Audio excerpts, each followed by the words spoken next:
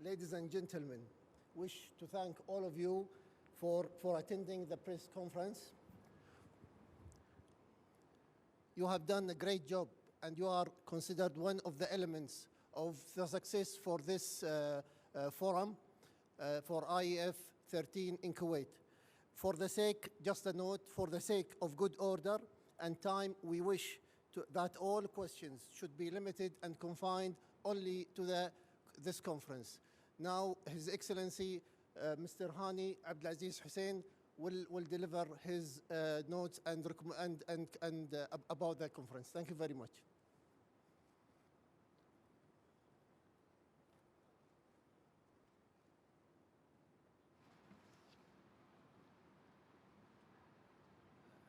I would like first to thank you all for covering this important event.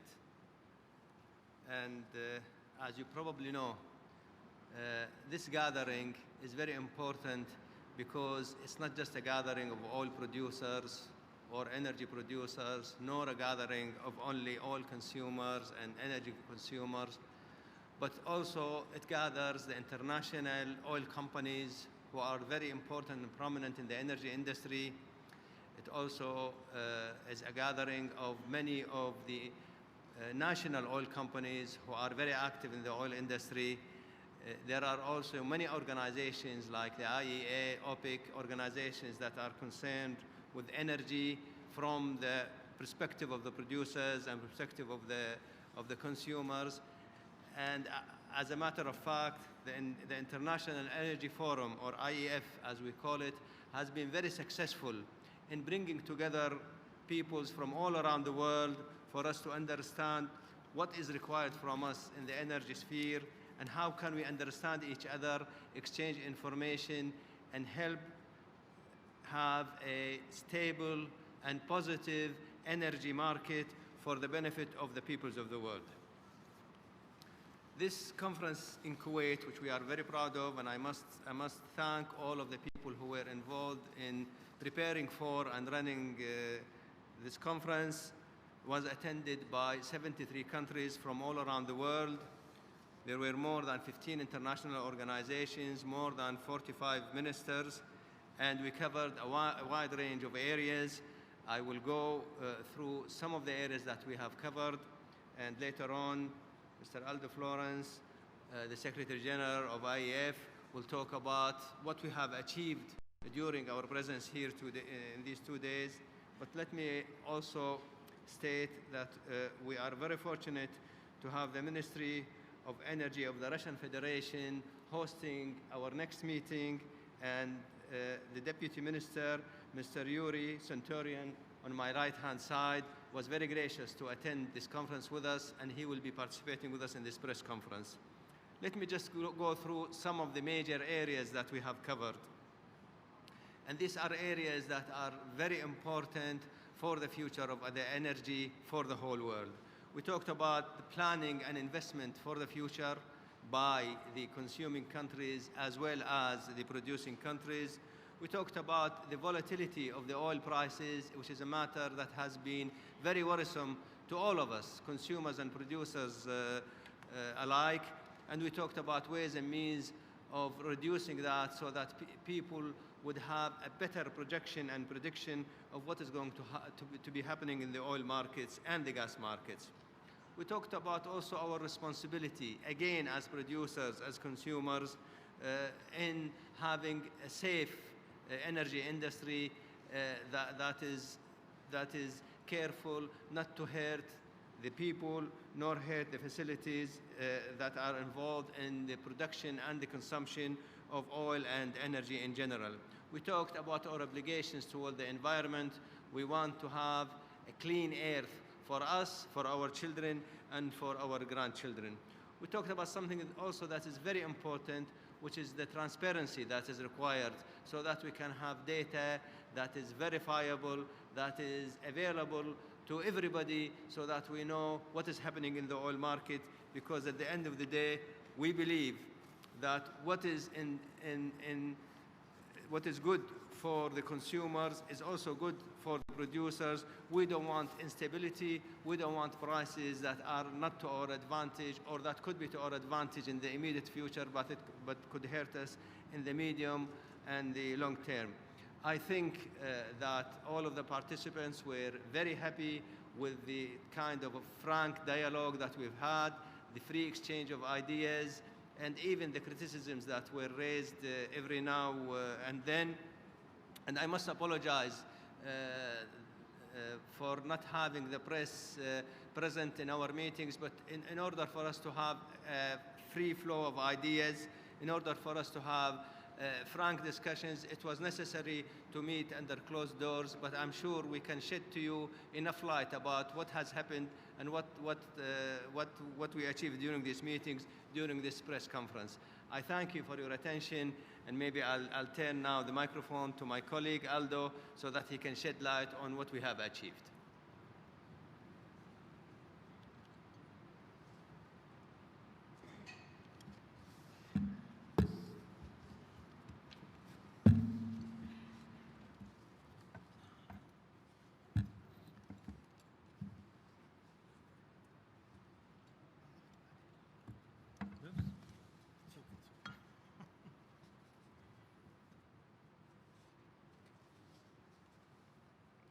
Thank you, Your Excellency.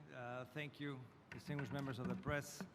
First of all, I would like to underscore that this has been a very constructive meeting. The dialogue that the ministers held, the exchange that they also held with international organizations and international oil companies and national oil companies was very productive. It was a frank, open, informal exchange of information and ideas of interests so that global energy security is promoted. Among the main agreements or accomplishments of this meeting, I would like to underscore a few. First, there was a strong endorsement of measures to increase market transparency, which are crucial to reduce volatility.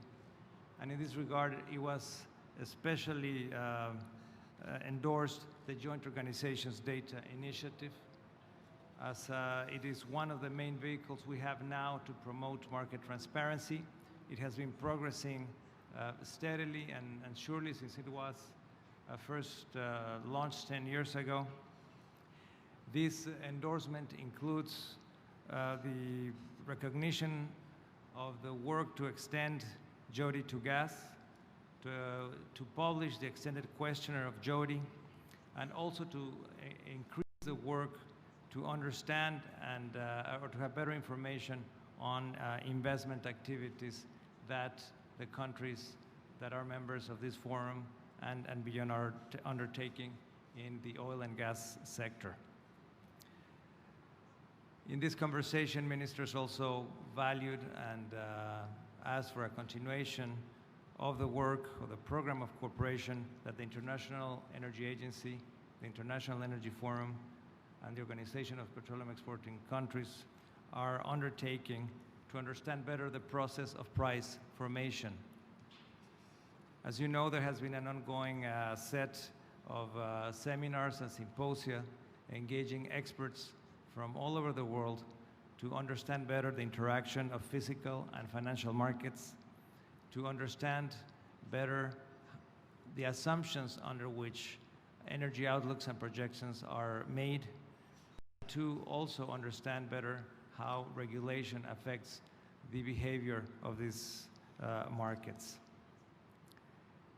These two areas have to do with transparency and volatility, and both have to do with very strong interest in sustaining and promoting healthy levels of investment. It is in this regard that ministers also exchanged points of view on the challenges for investment, but also expressed an interest in seeing greater cooperation between IOCs and NOCs, that is international oil companies and national oil companies, as they try to reach more, to execute more complicated investments around the world. In this year of sustainable energy for all, the ministers also exchanged points of view with respect to the challenges of addressing energy poverty. As you know, energy poverty is not one area in which one solution fits all. Different countries have different energy structures, different economic structures, and this will require much more cooperation by all of them. And of course, there was a strong interest in conservation, in protecting the environment, in working further so that energy efficiency measures and renewable sources of energy are included in the energy matrix of countries. Within this set of subjects, and there was an endorsement of the program of work that the International Energy Forum is also undertaking. We will be having activities that are linked with conversations that ministers here had. I'm also going to underscore some of them. We will be having more Jodi training sessions. The next one, the next quarter, we expect to have it in Morocco. We will be having a second data transparency conference in May. We will have a third symposium on energy outlooks with the IEA and OPEC. We will hold next year the third NOC-IOC forum, which has become an important venue, I insist, to understand better how these two sets of companies can cooperate and how to move forward in the process of strengthening public and public-private partnerships. We will also be holding an IEF IGU, that is the International Gas Union Ministerial Forum in France in the second half of this year. And we will also be holding next year a new round, the fifth one of the Asian Ministerial Energy Roundtable. In this regard, we will attempt as well to hold more meetings in more regions, to incorporate more regions into the work of the IEF. The IEF is quite representative. As you know, it has 88 members from 6 continents, but ministers believe that focused work on certain regions can also bring additional benefits and additional information that can be of use when they get together in ministerial meetings like this one. And of course, there was much satisfaction with the nature of the debate and with Russia's willingness to host the next ministerial meeting, which we are very excited already. We know that it's going to be a success. We have heard from the Russian government about its preliminary plans for this meeting, and we certainly wish and reaffirm our commitment to work with them and wish them all possible success.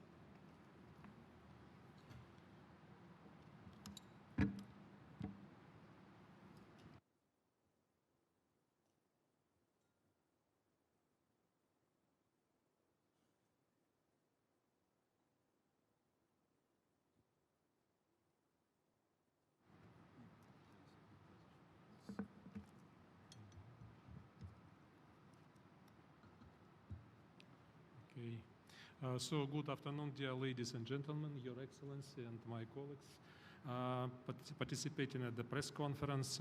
First of all, representing a country which is going to be the next host of the conference and ministerial meeting, I'd like to say that the Russian delegation is and has been deeply impressed by the huge organizational work wonderfully done by the Kuwait government and by the Ministry of Oil and by you personally. I can say it's how to receive a great amount of energy leaders from more than 70 countries. It's very difficult to imagine. And we envy your flexible construction inside of which we are for the time being and participating at this press conference.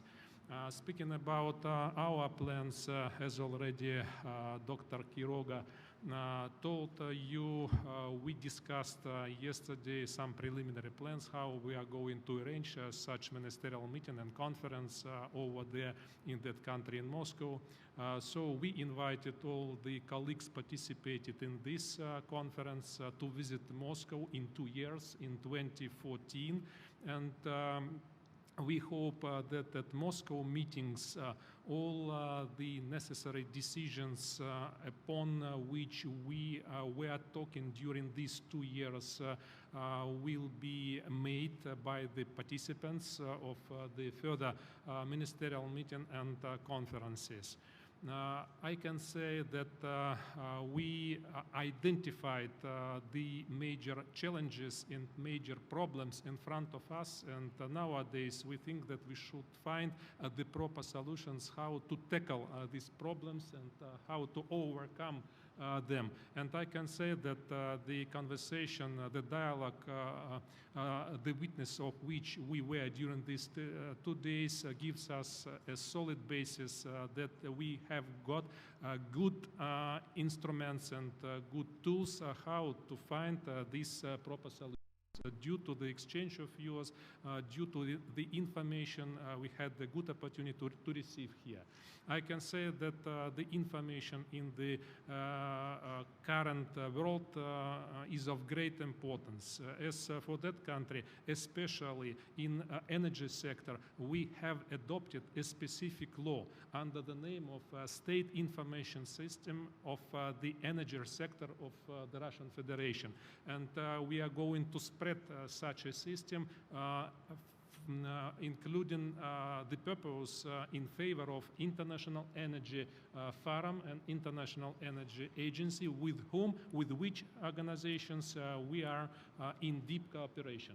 And so we are going on continuing this cooperation with the mentioned organizations and with all countries concerned, especially with the ones which are possessing great amounts and of mineral resources like Kuwait. Speaking about such intentions, we declared our anticipations at the regular meetings we have with the Kuwaitian appropriate leaders and authorities from this sphere.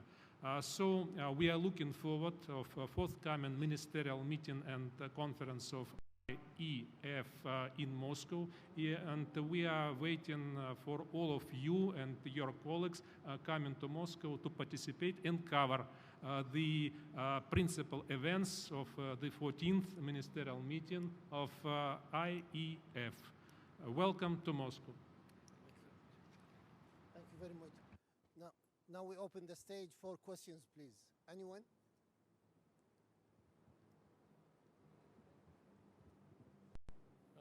بعد اذنك مع الوزير هسأل بالعربي يعني. يعني اهم التحديات اللي بتقابل المنتدى وبالنسبه للتوصيات اللي خرجتوا بيها، وهل هناك اتفاقيات تمت على هامش المؤتمر؟ ايه بين مين وبين مين، وايه فايده ايه اللي استفادته الكويت من هذا المؤتمر؟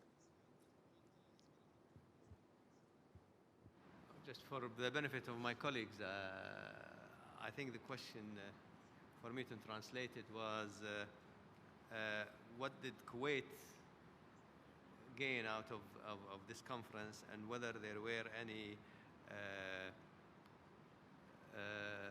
meetings or bilateral meetings that were held during the meeting. And to نجاوب بالعربي ولا بالإنجليزي here? To start with, I think meeting that number of countries who are, as I said, representing both producers and consumers under one roof, with experts from organizations such as IEA and OPEC and OAPEC and others, as well as international oil companies and national oil companies, having them all under one roof, exchanging ideas and views, is in itself an advantage, even if there were no agenda. And as I said, there were a number of important issues on the agenda. 2 sessions for the International Energy Business Forum, which was held prior to the International Energy Forum, and then 4 sessions for the International Energy Forum. You would probably be surprised to hear that there were more than 140 bilateral meetings. These are meetings that are held between 2 parties.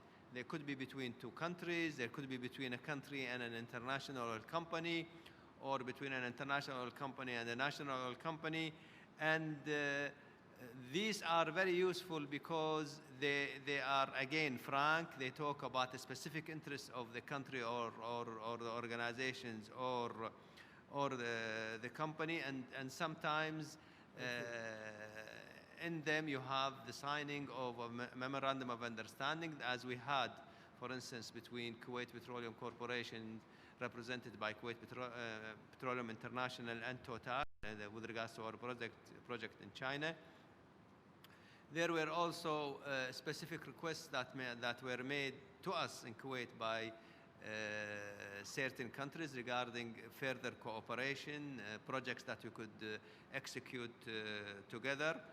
And there were also benefits for us to know what are the concerns that some countries have regarding the oil markets in general.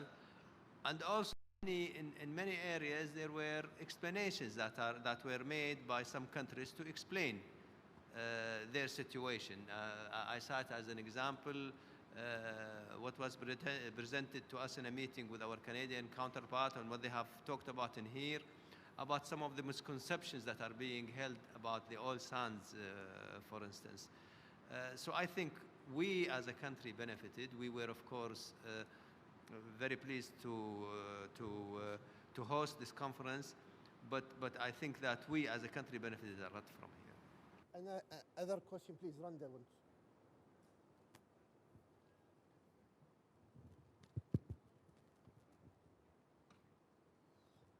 Mr. Minister, Randa Takidin. Can you just identify yourself, please? Okay. Is it fine now? Yes. Okay. Mr. Minister, Randa Takidin from Al Hayat. I'll ask my question in English, although I work for an Arab newspaper, but since you are talking in English, I will do it. This morning, we spoke to the Director General of IEA, and she gave us the impression that IEA countries find the prices of oil high. Do you think that the Arab producers, Kuwait, Saudi Arabia, and GCC countries in OPEC, see the price of oil high, or is it really I mean, it's good for the budgets of the countries now that are putting a lot more money to their people, to social development? Well, let me first say that I'll try to answer in a diplomatic way. We do not usually comment on the level of the oil prices, and as you know better than I probably, the oil prices are determined by the fundamentals of oil supply and demand, as well as many other factors. The paper markets, as you very well know, the fear that many people could have about the geopolitical situation, particularly in our part of the world. We agree with the consumers that decreasing the volatility, having a stable price that is reasonable, is something that is both to the advantage of both consumers and producers. I will stop my comments here, and one of the major producers of oil, one of the top 2 producers of oil is the Russian Federation. So maybe we can have his point of view about that situation. Thanks a lot, Your Excellency. Speaking about prices, I can say that during this conference and at a similar seminar and conferences where price item is under discussion, we are discussing most of all the volatile of prices, not the specific level of such prices, because when such prices are volatile, it's a pure evil for oil producers and oil customers. As for the level, the current level of prices, I quite agree with His Excellency here. It is the consequences of supply and demand. And if for the time being the prices like today's prices, one can say that this is the direct result of the actual supply and actual demand. Can the gentleman over there, please? Please identify yourself. Yes, this one. اوكي. يلا خالد. مع الوزير مبارك لكم نجاح المنتدى. سؤالي ان تم نمأ عنا ان في المنتدى تم نقاش ما يتعلق في مضيق هرمز، وكان هناك ممثل الوفد الإيراني بوزير النفط، كون ان هذا الامر يتعلق باسعار النفط وارتفاعها من خلال المؤشرات اللي هي الجيوسياسيه اللي دائما هي احدى المؤشرات اللي تاثر على الاسعار، فهل هناك تطمين من قبل الوزير الايراني والوفد المرافق له بموضوع مضيق هرمز؟ شكرا. هذا يعني أنا الحقيقة لم أستمع لهذا الموضوع، هذا فعلا جدا حساس. أنا ما إذا كان نوقش فأتوقع عبد الله يعني النقاش يمكن يكون تم في داخل القاعة وليس يعني للتكلم بصورة عامة عنه. Aldo, maybe you want to comment on that. There was a question about whether there was a discussion about Hormuz Strait and the situation about it, and whether our friends in the Iranian delegation discussed it. Naturally, by Chatham House rules, what happens inside this room we cannot make direct specific attributions to comments. What I would like to say is that the conversation focused on the issues that affect the already long and complex supply chain of energy services. Ministers, of course, discuss short-term challenges, but for an industry that takes the long-term view, the structural components of what drive investments are much more relevant to the discussion. That is why the conversation on the interaction between physical and financial markets was so relevant. That is why the insistence on transparency was so relevant. That's also why, in general, there was a focus on those factors that will be affecting investment for the long run. And I would like to insist that this was truly a forum in which the conversation was constructive, productive, fruitful, and very responsible. Ministers were here trying to work together, to find together solutions, and to understand better the nature of the opportunities and challenges they are facing. Yes. Hi. If you can identify yourself, please. Okay, no problem. I'm April Yee from the National Newspaper of Abu Dhabi, and I'm curious about all of your views on the rise of unconventional resources in North America and what that means about the relative power of OPEC in the future. Does it mean that the IEF16 or 17 could be held in the US or Canada instead? And how do you think OPEC can maintain its sway?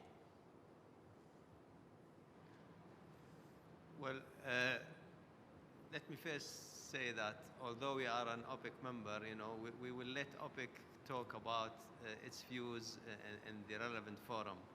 But I would like to explain that in all of the analysis, including the projections that were made by some of the attendants in here, renewable energy is an important contributor to energy consumption in the future. It will continue to grow, and it's something that we see as positive, even as oil producers.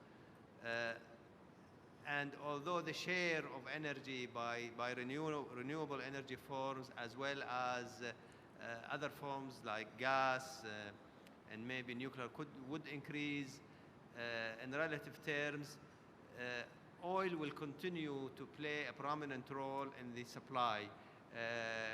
It is a major supplier right now of energy. It will continue to be a major supplier of energy in the years ahead, even in the decades ahead. So this is not an issue that we are necessarily concerned with. What we are concerned with is to have a transparent, open, stable market for oil that is, again, to the advantage of both the consumers and the producers.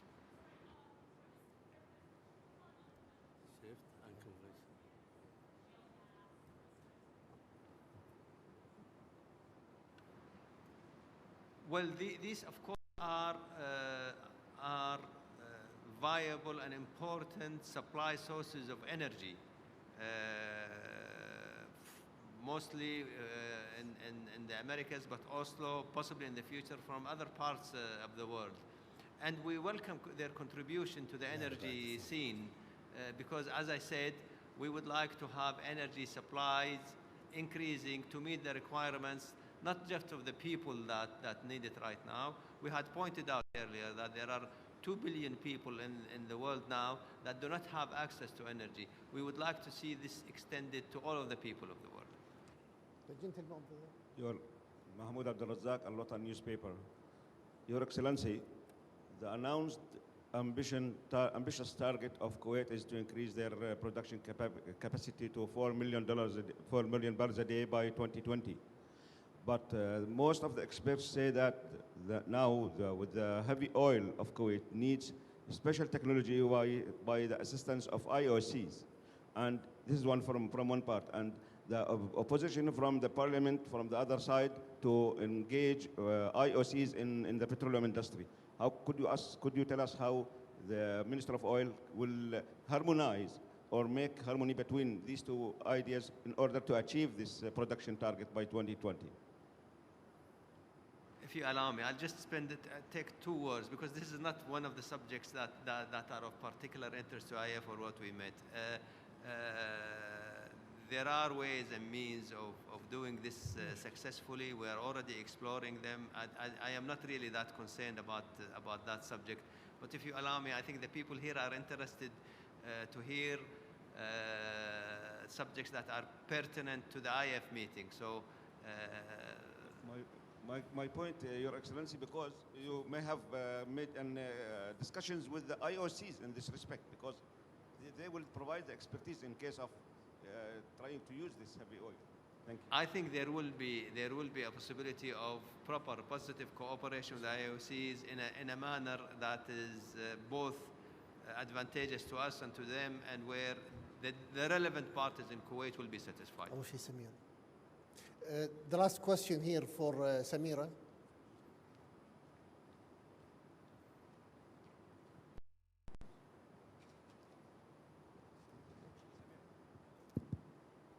Very much. Samira Kawar from Argus Media. My question is to His Excellency, Mr. Hani Hussein. You mentioned earlier that the forum talked about the need for eliminating or reducing volatility and achieving a reasonable price. And also that the current price is due to fundamentals you mentioned. What is a reasonable price? As a major producer, what would you say a reasonable price is? And if the current price is down to fundamentals, supply and demand, why don't the OPEC members that have additional capacity just increase supply? Again, that's an area that I avoid to talk about, which is the pricing. But I think what I've mentioned was that the prices are due to the fundamental supply-demand, but affected also by the paper markets, and also affected by the fear that many people have with regards to the general geopolitical situations. I think it's been mentioned by several OPEC members, and again, this is not a forum where we should be talking about OPEC, that it is generally seen by them that the market now seems to be well in balance. But if you allow me, again, I don't think that this is the subject of today's discussion. Thank you very much, ladies and gentlemen. Thank you very much.